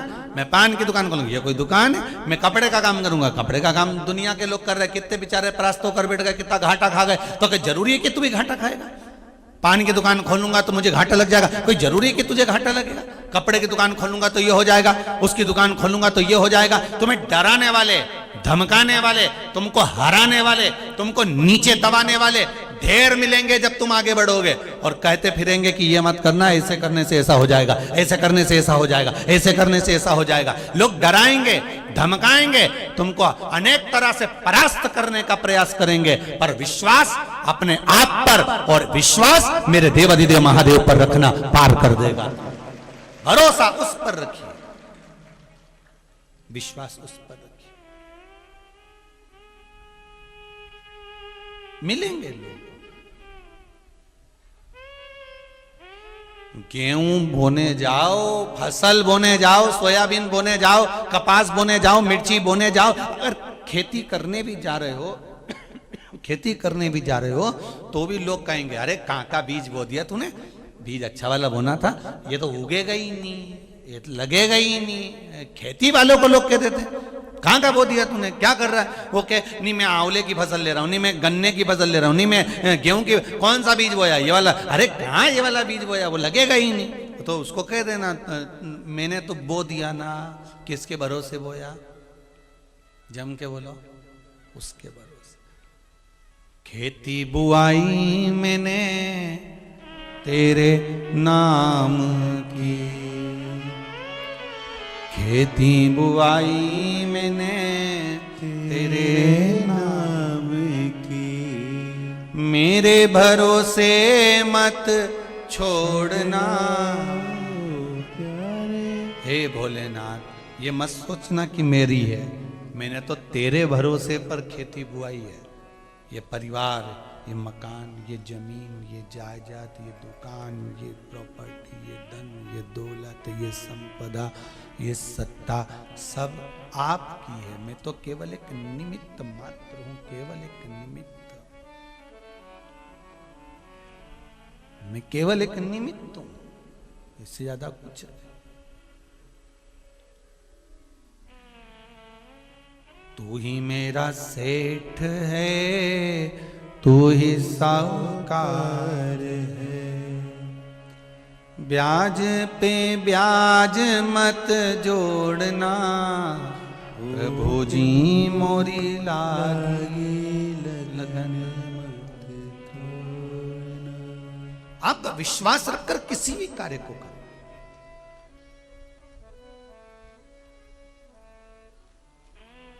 आप भरोसा रखकर भगवान का नाम लेकर, भगवान का स्मरण कर कर आप किसी भी कार्य में कूद जाइए। और कभी मत सोचो कि कोई काम छोटा है, आप कार्य के लिए अग्रण्य बढ़ जाइए। एक पत्र में लिखा है,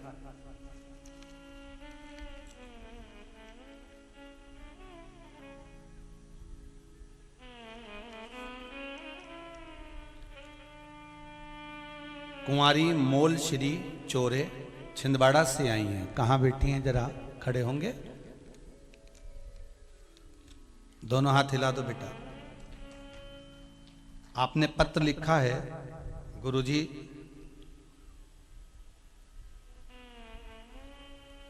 आपके बताए अनुसार श्री पशुपति व्रत किया।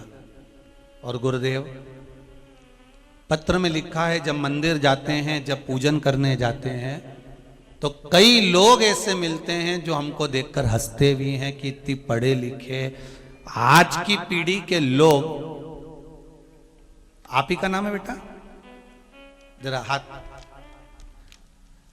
कई लोग हंसते हैं गुरुदेव कि आज की पीढ़ी के लोग शिव जी का भजन कर रहे हैं, शंकर जी के मंदिर में जाकर 5 दिए लगा रहे हैं, शिव जी को 3 तर प्रसाद चढ़ा रहे हैं, उसका 2 हिस्सा चढ़ा कर जा रहे हैं, 1 हिस्सा लेकर जा रहे हैं। कहां लोग मूर्खता कर रहे हैं। कई लोग हंसते हैं, ये कुमारी मोल श्री चोरे लिख रहे हैं। पर गुरुजी आप कहते हो ना कि विश्वास रखना, भरोसा रखना और शिव की आराधना करना, भरोसा रखना। लोग हंसे, हंसने दो, कुछ कहें कहने दो। और मैंने दुनिया हंसती रही और मैंने पशुपति व्रत किए। और गुरुदेव मेरा 5वां सोमवार पूरा हुआ और मेरी सरकारी नौकरी लग गई। ये बाबा की कृपा है। आपने पत्र में लिखा है, बहुत बहुत बधाई बाबू, आपको बहुत बहुत बधाई। बैठो बेटा, बैठो। मेरी सरकारी नौकरी लग गई गुरुदेव। अब बाबा से केवल ये कहने के लिए आई हूं कि एक शिव महापुराण की कथा मैं भी करवाऊं, बस ऐसी कृपा कर दो। बाबा से कहने आई।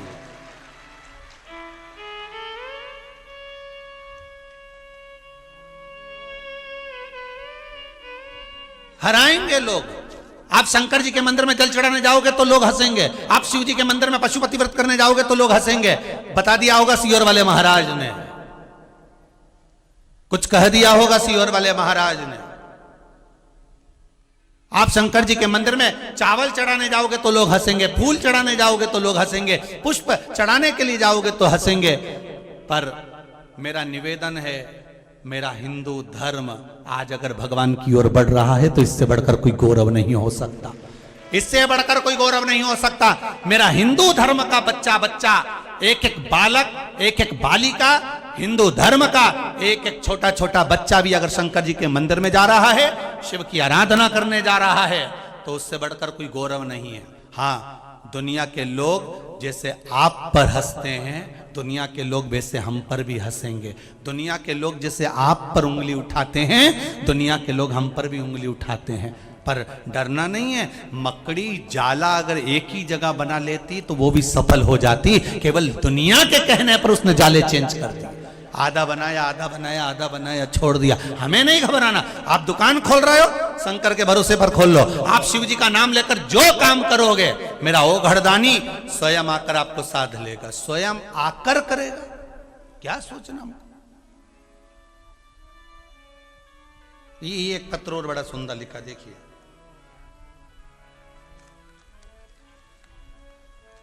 मैं स्वाति चौरसिया चंदन गांव छिंदवाड़ा से हूं। कहां बैठी हैं जी?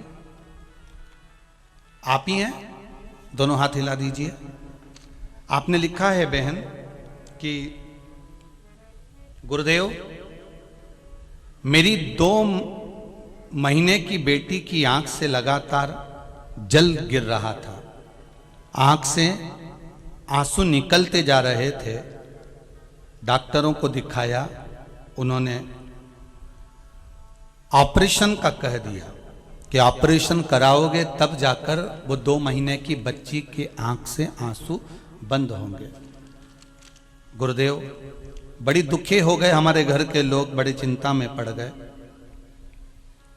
तभी शिव महापुराण की कथा टीवी पर सुनी और जैसा बाबा की कथा में आपने वर्णन किया वैसा ही विश्वास रखकर शंकर जी से एक दिन विनती करने एकांत मंदिर में चली गई और बाबा से निवेदन कर कर आ गई, गुरुदेव दूसरे दिन से मेरी बेटी की आंख के आंसू बंद हो गए, ऑपरेशन की जरूरत नहीं पड़ी। ये पत्र लिखा है, आप ही ने लिखा है। दोनों हाथ एक बार हिला दीजिए। हर हर।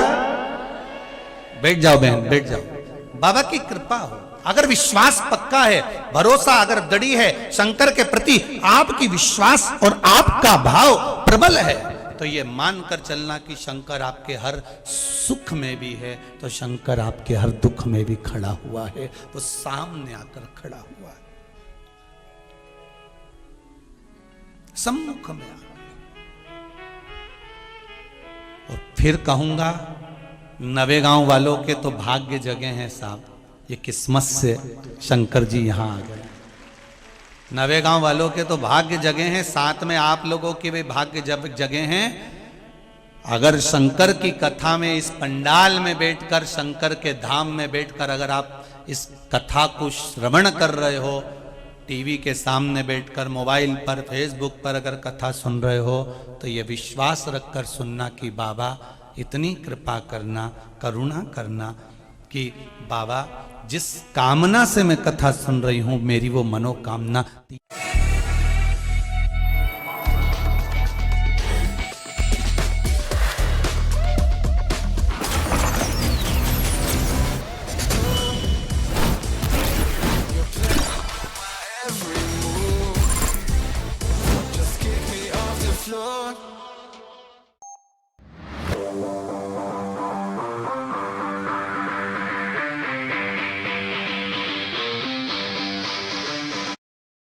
से मैं कथा सुन रही हूं, मेरी वो मनोकामना 3 महीने में पूरी कर देना। बस वो भाव लेकर आए, वो विश्वास ले। प्रेशर बढ़ाओ थोड़ा। मैं विश्वास लेकर आई हूं, मैं कामना लेकर आई। लागी लगन मत तोड़ना, भोले जी मोरी लागी लगन मत तोड़ना। दुनिया उंगली उठाएगी, ताने देगी, गालियां देगी, अपशब्द कहेंगे लोग, ना जाने क्या क्या कहेंगे, ना जाने क्या क्या।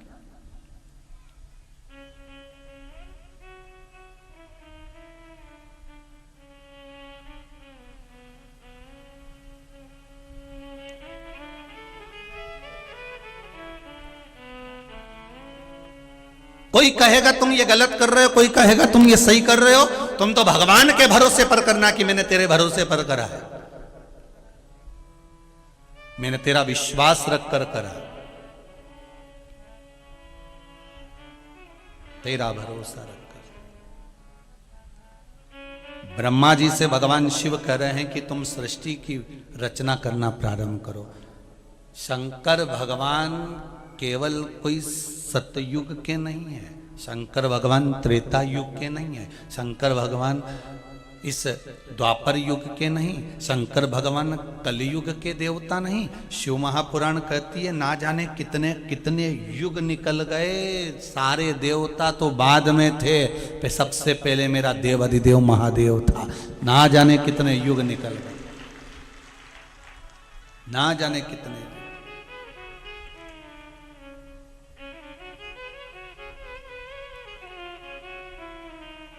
कितने युग निकल गए। और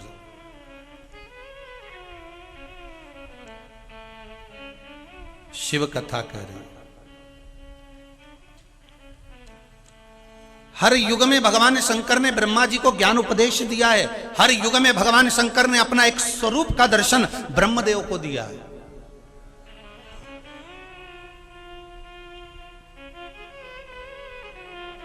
प्रत्येक युग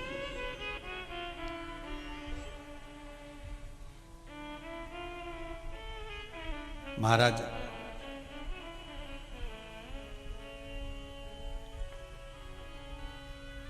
भगवान शिव के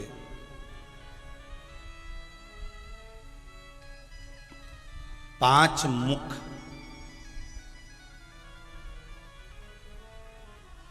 महाराज, और ये पांचों मुख शिव जी के ब्रह्मा जी को हर युग में आकर अपने स्वरूप का दर्शन कराना और उस स्वरूप का दर्शन कराकर ब्रह्मा जी को सृष्टि का भाव प्रकट करना।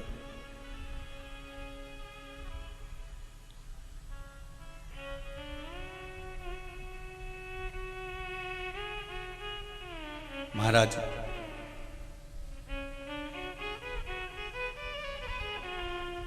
शिव जी का एक मुख जो पश्चिम की ओर वर्णन करता है उसको कहते हैं साधो जात।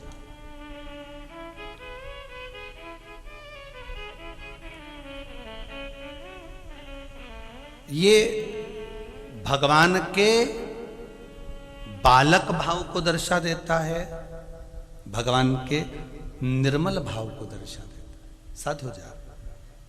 दूसरा जो उत्तर की ओर भगवान का मुख है उसको वामदेव कहते हैं, ये विकारों का नाश कर देता है। तीसरा दक्षिण की ओर जो मुख भगवान का है उसको अघोर कहा गया, समझ लो। और देवऋषि नारद जैसे कोई होंगे तो उनका हृदय थोड़ा जलेगा, बताओ इसी इसका चल रहा है, इसकी सत्ता चल रही, इसको लोग सुन रहे, हमें क्यों नहीं सुन रहे? हमारे को तो इससे अच्छा आता, इसको तो ज्यादा ज्ञान भी नहीं, हमको तो पूरा ज्ञान, फिर हमारी क्यों नहीं चले? तो नारद जी को लगा मेरे को सारे स्वर आते हैं, सब कुछ आता है, फिर आखिर क्यों ऐसा हो रहा है? तो नारद जी को थोड़ी सी ईर्ष्या जाग गई। ईर्ष्या जागी, भगवान विष्णु के पास गए। भगवान विष्णु ने पूछा नारद जी क्या बात है, आज तुम्हारा चेहरा उतरा हुआ है, तुम्हारे चेहरे पर चमक नहीं दिख रही, तुम्हारे चेहरे पर रौनक नहीं दिख रही। नारद जी बोले अब हम क्या बताएं, बस अब बोल नहीं सकते, बस तो कुछ तो बोलो। नारद जी बोले श्रीमन नारायण। तो भगवान विष्णु बोले तो ये तो तुम रोज बोलते हो, कुछ अच्छे से तो बोलो। रोज बोलते हो उसका बोलना अलग है और आज जो बोल रहे हो उसका बोलना अलग है। जब अंदर से ईर्ष्या जाग जाती है ना, कई माताएं शादी के बुलौए में जाती, माता पूजन में जाती, रिसेप्शन में जाती, जब अपने रिश्तेदार के यहाँ रिसेप्शन में जाती है और खुद की शादी से अच्छी शादी सामने वाले की दिखती है तो उसमें सोच लेती है हाँ हरामकारिया तो लुटा लिया।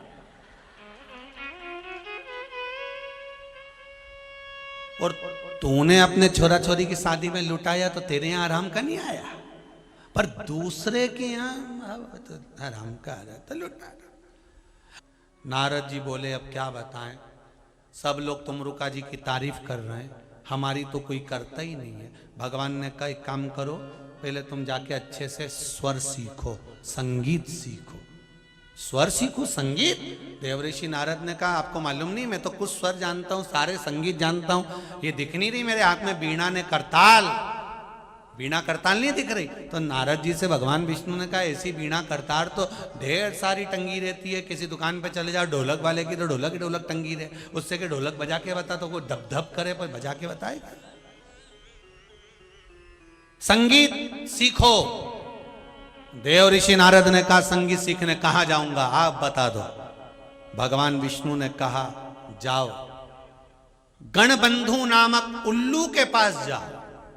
अब बताओ इतने समझदार व्यक्ति को उल्लू के पास भेजा।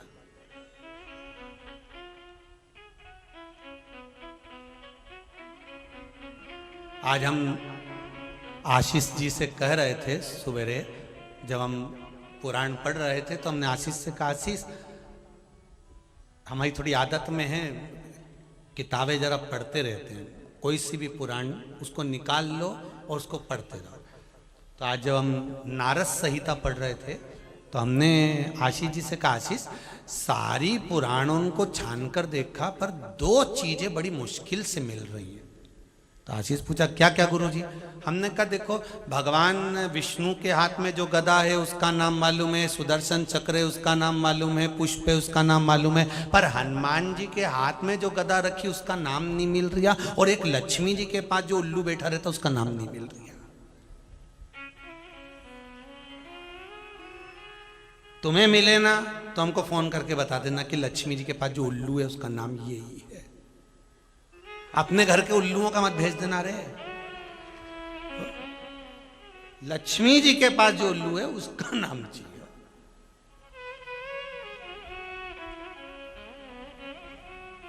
बहुत प्रयास करा तब जाकर फिर दोनों चीज मिल गई, दोनों चीज मिल गई। स्कंद पुराण में हनुमान जी के हाथ में जो गदा रखी है उसका भी नाम मिल गया, और नारद संहिता में और नारद पुराण में जो उल्लू माता लक्ष्मी के पास बैठा उसका नाम भी मिल गया। दोनों चीज मिल गई, फिर दोनों चीज। तब भगवान भेजे जाओ जाओ। कहां जाओ? देव ऋषि नारद से कहा जाइए गणबंधु नामक उल्लू के पास जाइए। वो क्या करेगा? तो कहा वो आपको संगीत सिखा देगा। अब नारद जी मन में सोचे मैं इतना समझदार हूं, उल्लू के पास जाके संगीत सीखूं। कभी कभी उल्लुओं से भी पाला पड़ जाता, तुम टेंशन मत लो, कभी कभी पड़ जाता। तो ये सुबह से आशीष भी हमको बोला क्या गुरुजी तुम उल्लू के पीछे पड़े हो, सुबह से कुछ मिला नहीं क्या? तो हमने कहा उल्लू तो मिले, मिले तो पड़े। कौन सा उल्लू है? क्या नाम है उसका? जम के बोलिए जरा। गणबंधु। क्या नाम है? गणबंधु नामक उल्लू के पास देव ऋषि नारद को भेज दिया। जाओ संगीत सीखो। नारद जी गए गणबंधु नामक उल्लू के पास में, जो संगीत सीखना चालू करा। नारद जी ने जो स्वर लगाना प्रारंभ करा, ऐसे ऐसे आलाप खींचे, ऐसा ऐसा स्वर लगाया, ऐसा ऐसा स्वर लगाया। नारद जी 23 सालों तक सीखने के बाद वापिस भगवान विष्णु के पास गए। प्रभु मैंने सीख लिया। भगवान नारायण ने पूछा तुमने सीख लिया? हाँ, पर तुम सीख के तो आए हो ना नारद, पर एक बात है अभी भी तुमरुका जी जैसे नहीं सीखे हो। अब तो नारद जी को और ईर्ष्या जाग गई, मैं तुमरुका जैसा नहीं सीखा। नहीं तो हो जाए जरा कंपटीशन, हो जाए परीक्षा। देव ऋषि नारद ने जैसे ही बोला भगवान विष्णु बोले परीक्षा बाद में लेंगे, पहले तुमरुका जी के पास जाओ, जाओ जरा। और जो नारद जी तुमरुका जी के पास गए तो क्या देखा तुमरुका जी के पास में? तो कुछ स्त्रियां और कुछ पुरुष तुमरुका जी के सामने, किसी का हाथ टूटा, किसी का पांव टूटा, किसी की आंख लाल, किसी की आंख गायब, किसी का मुंह टेढ़ा हो गया, किसी का हाथ टेढ़ा हो गया। तो नारद जी ने तुमरुका जी से पूछा कि तुमरुका जी ये आड़े टेढ़े नत्थु खेरे सारे टूटे टुटाए बैठे हैं, ये है कौन? इतने में तुमरुका जी बोले ये कोई नहीं है, तुम जो सीखने गए थे ना, ये सारे स्वर लहरियां संगीत के ये सारे स्वर हैं, जो यहां पड़े हुए हैं, तुमने ऐसे ऐसे आलाप मारे, उनके हाथ पैर तोड़ दिए। हमारे दीनानाथ जी का भी एक शिष्य ऐसा ही है।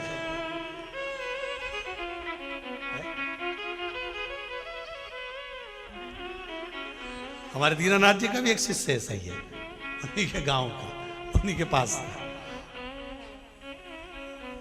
अब वो जो नारद जी ने गाने की विद्या सीखना चालू करो, जितने स्वर थे, जितने भी स्वर, जितने राग थे, स्वर थे, सब टूट फूट गए, सब तुमरुका जी के सामने खड़े। तो तुमरुका जी से नारद जी ने पूछा, तुमरुका जी ये कौन है? भगवान बोले, ये तुम जो गा के आए हो ना, सारे स्वर है और सारे राग है। नारद जी ने हाथ जोड़ लिए, तुमरुका जी ये बताओ कि मेरी गायन की विद्या फिर कौन सिखा सकता है?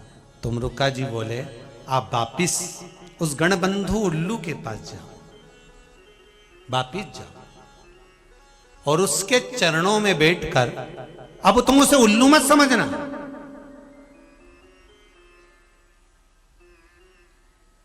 अब तुम उसे उल्लू मत समझना, जाओ गणबंधु उल्लू के पास में और वहां बैठकर उसके चरणों में रहकर ज्ञान एकाग्रित करो। उसके बाद तुम्हें मेरे पास आने की जरूरत नहीं पड़ेगी। नारद जी जब गणबंधु उल्लू के पास पहुंचे, जब उसने जो ज्ञान दिया, अब नारद जी के अंदर का अहंकार, ईर्ष्या चली गई। बहुत ध्यान देना महाराज, कई लोगों के मन में ईर्ष्या जाग जाती है, इनसे अच्छा तो हम हैं, इनसे अच्छे तो हम हैं, इससे अच्छा तो हम बोल सकते हैं, इससे अच्छा तो हम गा सकते हैं, इससे अच्छा तो हम कर सकते हैं। ये ईर्ष्या जब त्याग दोगे तो तुम उल्लू से भी कुछ सीख कर आ सकते हो। गणबंधु उल्लू से नारद जी ने ज्ञान एकाग्रित कर दिया। अंत में नारद जी ने कहा गणबंधु उल्लू से, बोलो तुम्हें क्या चाहिए? तुमने मुझे संगीत सिखाया है, अहंकार को तोड़कर, ईर्ष्या को निकालकर मैंने संगीत सीखा, अब बताओ क्या चाहिए? गणबंधु उल्लू ने कहा, मेरी उम्र बढ़ा दीजिए, मैं दिन भर भगवान का भजन करूं। उल्लू की उम्र बढ़ा दी। फिर कहा और कुछ मांग लो। तब नारद जी ने जब गणबंधु उल्लू से कहा, उल्लू ने कुछ नहीं मांगा, तब नारद जी ने कहा, हम तुम्हें वर देते हैं, अगला जन्म तुम्हारा गरुण का होगा, तुम उल्लू की योनि से छूटकर गरुण की योनि में आ जाओगे, हमारा वर है तुमको। जब ईर्ष्या चली जाती है, जब ईर्ष्या समाप्त हो जाती है, तब जो आनंद की अनुभूति होती है उसमें शिव तत्व प्राप्त हो जाता है। अब नारद जी का ईर्ष्या चली गई, नारद जी वापिस शंकर भगवान के पास में गए। शिव जी ब्रह्मा जी को अपने अर्धनारीश्वर स्वरूप का दर्शन करा रहे थे। अर्धनारीश्वर स्वरूप का दर्शन ब्रह्मा जी को करा रहे थे कि एक स्वरूप मेरा ये भी है। अर्धनारीश्वर भगवान पधार रहे, अर्धनारीश्वर स्वरूप का दर्शन करा रहे। एक मेरा स्वरूप ये सृष्टि की रचना में आधा पुरुष आधा स्त्री का स्वरूप, आधा पुरुष आधा स्त्री का स्वरूप है मेरा।